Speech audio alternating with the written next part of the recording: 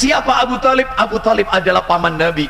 Siapa Abu Talib? Abu Talib adalah orang yang hidup di zaman Nabi, setiap hari bertemu dengan Nabi, dan dia dididik oleh sang guru yang terbaik di muka bumi ini, Muhammad sallallahu alaihi wasallam. Namun sayang beribu sayang, dia mati tanpa mentauhidkan Allah. Dia mengikuti ajaran agama nenek moyangnya, yaitu paganisme, menyembah berhala. Maka berdasarkan kisah ini, minimal ada 3 penghalang orang itu tidak dapat hidayah. Apa saja itu? Yang pertama, umat al-Islam rahimani wa rahimakumullah, sebab yang pertama seseorang tidak akan mendapatkan hidayah dari Allah adalah tidak selektif mencari teman, tidak selektif untuk mencari teman bergaul.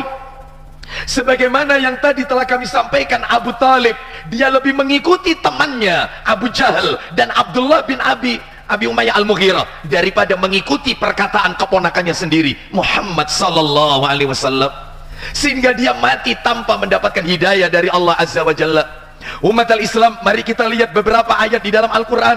Betapa banyak ayat-ayat di dalam Al-Quran yang menceritakan tentang penyesalan orang nanti di hari kiamat, yang mereka berkata, kenapa si fulan dulu tak jadikan teman akrabku, kenapa dia tak jadikan sohib ana, kalau tidak aku jadikan temanku, nasibku tidak seperti ini. Mari kita dengarkan. Allah Ta'ala berfirman di surat Al-Furqan, surat yang ke-25, ayat yang ke-28.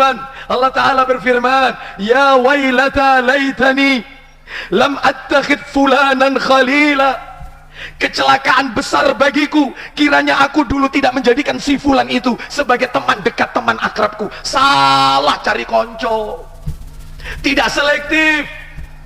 Teman di media sosial, teman di lingkungan kita harus selektif.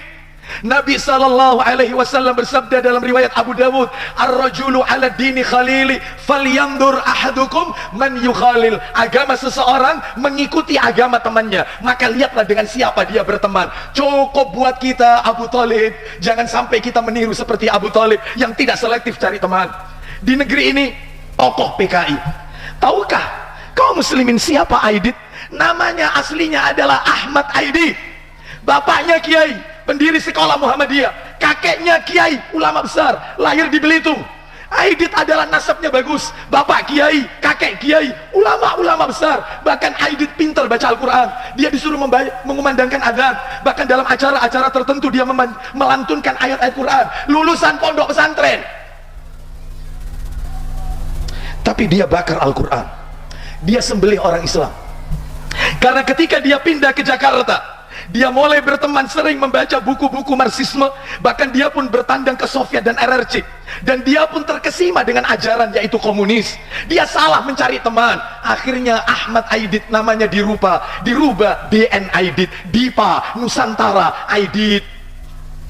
Lalu dia dieksekusi, dan ketika saat akan ditembak mati di Boyolali, dia diberikan kesempatan untuk taubat. Dia tetap dengan yel-yelnya Aidit, disikat, matinya su'ul khatimah. Salah cari teman. Cukup Abu Talib, cukup Aidit. Jangan sampai kita dalam hidup ini salah cari teman, akibatnya panjang sampai di hari kiamat, menyesal karena teman bawa pengaruh. Seseorang gak bisa dapat hidayah karena salah mencari teman. Yang kedua, umat al-Islam rahimani wa rahimakumullah, seseorang itu tidak akan mendapatkan hidayah. Yang kedua adalah mengagungkan budaya, terlalu mengagungkan warisan leluhur, mengagungkan nenek moyang yang bertentangan dengan syariat Islam. Allah Ta'ala berfirman di dalam Al-Quran, yaitu di surat Al-Baqarah ayat yang ke-170. Allah Ta'ala berfirman, apabila dikatakan kepada mereka, ikutilah apa yang telah diturunkan Allah, ikuti apa yang Allah turunkan, mereka menjawab, la, tidak, kami hanya mengikuti apa yang kami dapati dari nenek moyang kami, warisan leluhur kami, budaya kami.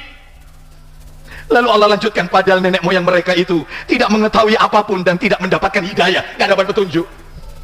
Allah tidak akan menanyakan, apakah kamu sudah melakukan ajaran bapak ibumu, nenek moyangmu? Tidak. Tetapi yang akan Allah tanyakan adalah, apakah engkau sudah mengikuti jalan Rasulku? Betapa banyak orang tidak dapat hidayah karena terlalu mengagungkan warisan leluhur, nenek moyang, adat istiadat, sehingga yang hak ditinggalkan. Yang penting ini adat saya, budaya saya. Ini yang kedua, nggak dapat hidayah. Terlalu mengagungkan, yang menyelisih syariat Islam budaya tersebut. Dan yang terakhir, yang ketiga, sebab seseorang itu tidak mendapatkan hidayah, yang ketiga adalah karena takut dicela, takut dicaci maki, takut dikucilkan oleh keluarga dan masyarakat. Lihat Abu Thalib tadi, dia berkata kepada keponakannya, andai kata orang-orang Quraisy tidak memusuhiku, tidak mencelaku, dan tidak mengatakan aku ini seorang pengecut, niscaya apa yang kau ajarkan itu akan aku ucapkan terang-terangan di hadapanmu. Takut dihina, takut dicaci maki, takut dicela, takut diusir oleh keluarga dan masyarakat. Nggak dapat hidayah karena dia cari ridhonya manusia daripada ridho Allah. Maka carilah ridha Allah sekalipun manusia itu murka. Allah sebutkan di dalam Al-Quranul Karim, yaitu di surat Ar-Rum, surat yang ke-30 dan ayat 60, yang intinya adalah jangan mencari murka Allah dengan mencari muka kepada manusia. Al-Imam Ibnu Rajab Al-Hambali rahimahullah berkata, barang siapa seseorang yang telah mengetahui bahwasanya setiap makhluk di muka bumi ini berasal dari tanah, maka bagaimana mungkin dia lebih mendahulukan taat kepada orang yang berasal dari tanah daripada kepada Rabb alam semesta? Bagaimana mungkin dia lebih mencari keridhaan tanah dengan membuat murka yang maha menguasai dan maha memberi? Oleh karena itu, mari bersama-sama kita tingkatkan keimanan dan ketakwaan kita kepada Allah Subhanahu wa taala. Semoga Allah wafatkan kita dalam keadaan husnul khatimah.